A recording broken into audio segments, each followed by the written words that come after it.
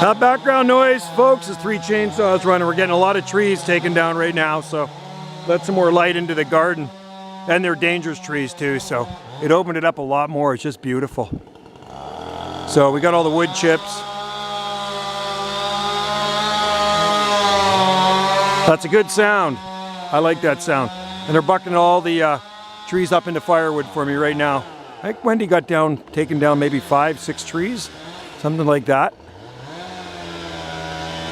So up there working away. And I'm down here watering away. So dry.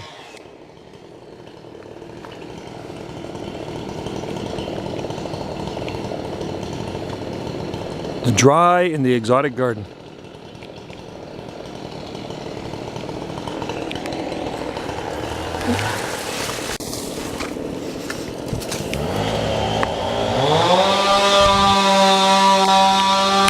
You see him over there bucking them up.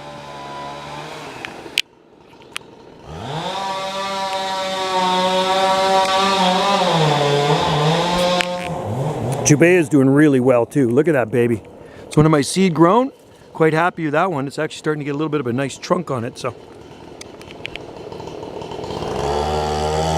we are into the dry season now, folks, here in the southern Gulf Islands.